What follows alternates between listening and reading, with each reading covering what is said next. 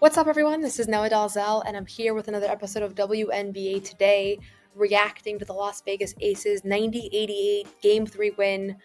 The Aces are one win away from a WNBA championship. The first ever best of 7 game series might just be a sweep. And Asia Wilson is solidifying her greatest of all time case, or at least if you're of the mind that she's one of the greatest out there, this postseason run is certainly helping enhance that. She had the game winner in this one. Just another monster performance from Asia Wilson. Stat lines that are becoming commonplace that really should not be normalized.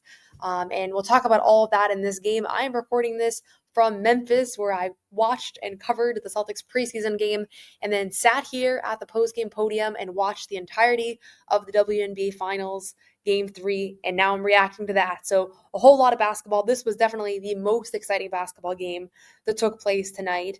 And I want to talk about the keys to the Aces win, whether the series is over. Spoiler alert, I think it is. And what this means for the WNBA at large, because this Aces dynasty is absolutely remarkable and is kind of showing you the very best of team basketball. So all that is coming in this one. I will say huge shout out and prayers to Satu Sabali, who went down in the fourth quarter of this game after having a pretty good night for the Phoenix Mercury with a head injury that looked really scary. So we'll keep our eye out on that. Hopefully she is okay. But always scary to see players go down with head injuries like that. And I wonder if she'll even be available for the remainder of the series. The big story in this one, stop me if you've heard this before, is Asia Wilson, who had 34 points, 14 rebounds, 4 assists, 3 blocks. Just another day in the office for Asia Wilson. Down the stretch, she fumbled a loose ball that she said afterwards would have haunted her had she not been able to recover the game. But then with the clock winding down, the game was tied with 5 seconds to play. The Las Vegas Aces called a timeout. Becky Hammon put the ball in her superstar's hands, and Asia Wilson delivered as she always does. It feels like hits the game-winning turnaround jumper over DeWanna Bonner and Alyssa Thomas. Leaves just 0.3 seconds on the clock, and it wasn't enough time for the Phoenix Mercury to tie things up as well. So Asia Wilson is the hero in this one. That is who will be remembered. Big shout outs, as always, to the other two in her big 3 count duo. That's Chelsea Gray and Jackie Young. Chelsea Gray had a big and one down the stretch. Jackie Young also got 2 big free throws down the stretch. Jackie Young finishes the game with 21 points, 9 assists, 2 steals, and 3 rebounds. Chelsea Gray had a quieter night, but it has been so impactful defensively that it's hard to even wonder about how much she's scoring offensively. She had 11 points, 5 assists, 3 steals, and 3 blocks in this one. And I mentioned the and one that was critical to countering a very inspiring fourth quarter rally from the Phoenix Mercury, who were down by as many as 17 in this one. They outscored the Aces by 15 in the fourth quarter, but it wasn't enough.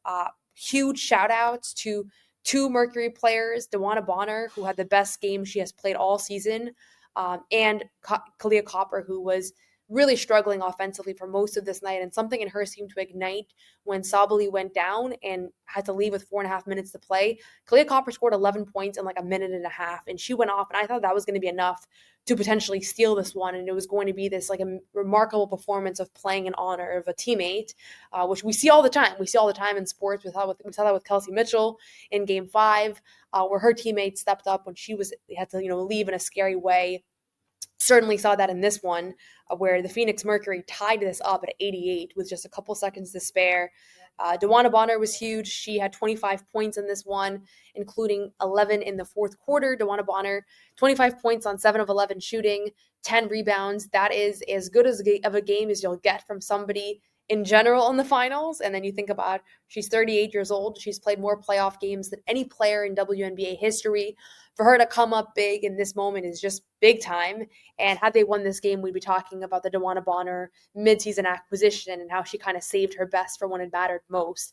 But Asia Wilson changed the story when she hit that jumper and prevented the Aces from once again having to go to overtime. I thought about how the semifinal series against the Indiana Fever ended in overtime, and how the Aces wanted to prevent that. And they were able to do that on this one because Becky Hammon and her Aces teammates trust Asia Wilson with the ball in her hand. And she took a pretty difficult shot. It wasn't a wide open layup. It wasn't a 3-footer, but she took a tough one. But it is right in her wheelhouse. And in a game where she has the ball in her hands as much as she does, that shot is going to fall. And it did. And obviously, she is going to be incredibly grateful that it did, so that we're not going to think too much about the 15-point fourth quarter comeback, which was honestly very inspiring. I'm always inspired when teams are able to respond to injuries, to hardship in front of their home crowd that was chanting Satu, Satu. Took her a while to get up. She looked pretty woozy. I was honestly a little bit confused why there was not like a stretcher or wheelchair. Like, it was just honestly hard to watch her be carried off like that. But boy, did you see her teammates step up in her absence with just a few minutes to spare. And Satu had a really good night. She had 24 points, 5 rebounds, 3 assists. She was 8 of 15 from the field. So we've talked about her offensive woes and up and downs a lot in these playoffs. And this was a game that she mostly had it. Really where the Mercury went awry was on the defensive end to allow 26 first quarter points, 29 second quarter points. You're not going to be able to score enough to outscore the Aces if they're going to get up that many clean looks. And they got a lot of clean looks in the first half. Like, yes, they hit some, and Jewel Lloyd came out of the gate swinging, had 4 threes in the first quarter. But going back and rewatching this game, knowing the outcome, I immediately observed that defensively, the intensity and the connectivity just wasn't there. And that is insurmountable against a team as talented as Las Vegas. And so this game was lost in the first 3 quarters. The Phoenix Mercury did all they could in the final period, shorthanded without one of their star players. But ultimately, it was not enough. Alyssa Thomas, in quintessential stat line for her, 14 points, 12 rebounds, 9 assists, 2 steals. So a near triple-double for the WNBA's all-time triple-double leader. But the Phoenix Mercury, who I'm embarrassed to say, I did have them winning the series in 7. It's going to go down as a ice cold take, probably my first really bad WNBA prediction.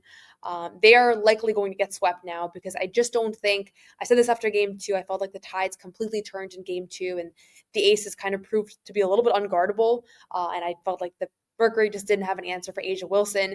Once again, they did not have an answer for A'ja Wilson, and they almost did enough. Kalia Copper's fourth quarter, really to rate of pouring all these shots. DeWanna Bonner having the best game she's had in a year. Like, the heroics were almost enough to overcome another 34-point, 14 rebound double-double from A'ja Wilson, which has just become a classic night. But ultimately, you're not going to be able to deal with A'ja Wilson putting up these kinds of numbers. Like, there's just too much talent on this Aces team. And so for her to be as unstoppable as she has been, and I still don't think that the Mercury have any answer for her on the defensive end. Like, that is the truth.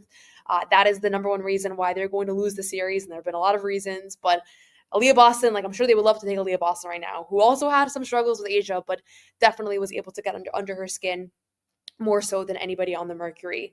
And so it's been a tough matchup for her. She's been hunting DeWanna Bonner, who just can't physically hold up against somebody with A'ja's power. So it's just been a tough one. And in this game, we talked about the Dana Evans game. She only has 6 points in this one. So this game was all about the big 3 and Jewel Lloyd. The only other person that even scored in this game was Nalissa Smith, who had 2 points, and Dana Evans, who had 7. So Jewel Lloyd was the WNBA's scoring leader 2 years ago. It's been well chronicled that this year she really struggled early on. She asked Becky Hammon to come off the bench.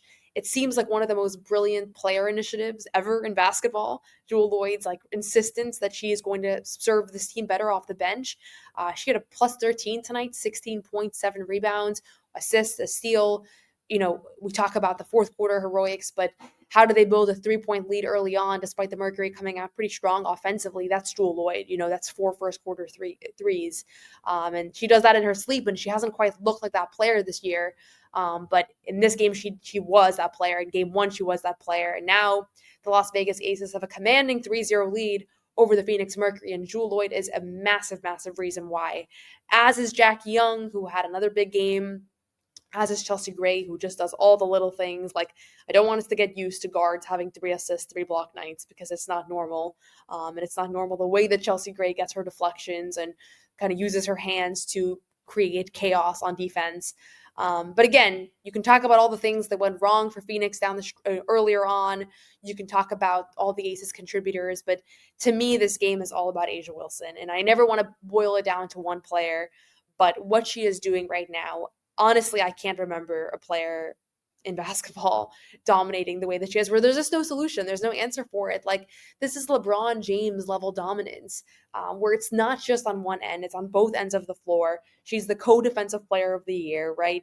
She's formidable on that end, another 3-block night. And then offensively, like, players don't score 34 points in the WNBA. Like, that's just not a normal thing to happen. Like, it's just not. And you see, she had 34 points out of 90. Like, she had more than a third of the Aces points, and that's been common. She's averaging about 26 points per game in these playoffs. This is the best playoff run in her career, and she already has 2 titles. So I'm a broken record at this point. We've talked about this a million times, that the Aces started the year 14-14, and they had the 53-point blowout, and they also had a bunch of other blowouts, including like a 27-point blowout to the Valkyries in June. They dropped 5 of 6 games in June. Like, there were some low lows, and I know Aces fans online have been joking around about the tweets that they've sent off and the anger that they felt towards this team and how they were upset about the offseason and all that. And they tinkered the lineups a little bit. They moved Jewel Lloyd to the bench. They acquired Nalissa Smith. And then everybody just started playing better as well. And there was more buy-in on the defensive end, more connectivity. And this is just an incredible turnaround. This is an incredible turnaround for a team that seemed dead in the waters, for a dynasty that seemed all but over. Now I'm thinking about, are they going to win it all again next year? Not to jump the gun, because yes, they still have to win a 4th game, but no NBA team has ever come back from being down 3-0. Obviously, this is the first time we're seeing the WNBA use the best of 7 format. But with Satu Sabali probably out for the rest of the series, I would imagine, just seeing how this head injury took place, I just don't think they have enough to win another game in this. Maybe they win game 4 in front of their home crowd and playing in some inspired basketball, but I don't see a world where they win 4 consecutive games for the Aces. So in my head, I'm already thinking about 3 championships in 4 seasons. What do they look like coming back next year? Making sure that they retain this championship core that is one of the best big threes in basketball, in Jackie Young, Chelsea Gray, and A'ja Wilson, that have so much trust, so much chemistry, so much connectivity. And down the stretch, it was all 3 of them that had clutch baskets, clutch points. Jackie Young's drive, those free throws are huge. Chelsea Gray's finish, like, you're not going to remember those plays because those weren't the ones that solidified the victory, but you don't get to be in position to overcome DeWanna Bonner's clutch plays and Kalia Copper's big time plays if it wasn't for the others as well. So it's always a full team effort. This was the A'ja Wilson game, as much as there can be one. Now is the A'ja Wilson shot, one of the biggest shots, a game winner in the finals. There's nothing like it. I was in the building last year when Sabrina Ionescu hit the game winner in Minnesota and kind of silenced that crowd. And I would imagine that it felt similar to be in Phoenix's home court today, and hope to see you finally get on the lead on the win column. You watch one of your star players be carried off. Like, I'm sure that was incredibly emotional for Mercury fans to see. And they came very close to at least getting overtime and at least putting themselves in position to try to pull off this win. But A'ja Wilson feels inevitable. This Aces team feels inevitable. And this dynasty is one of the great dynasties of our lifetime. And so one more win Friday night. They will once again play in Phoenix. Mercury will look to stay alive. The Aces will look to put it away. You have to believe in the Aces now. I'm going to own it. I picked the Mercury in 7. I was more convinced by their playoff run. The Aces are making me eat my words. I'm happy to eat them. I love watching elite basketball. I love watching all these pieces come together. And I love watching greatness. And A'ja Wilson right now epitomizes greatness. So shout out to her for a big-time basket. If you didn't watch this game, go at least look up the final basket, because it was absolutely worth a watch. I'm Noa Dalzell. This is WNBA Today on CLNS. Subscribe, leave us a like, leave us a comment. Let me know what you think about this one. Let me know what your reactions are. Is this series over? Is A'ja Wilson the GOAT? We're open to all comments, all thoughts, and I'll have more reactions coming the rest of these playoffs and the rest of the year. This is a year-round channel. We're going to cover offseason basketball, Unrivaled, Athletes Unlimited, all the drama, all the chaos. We'll have reactions right on this channel on WNBA Today.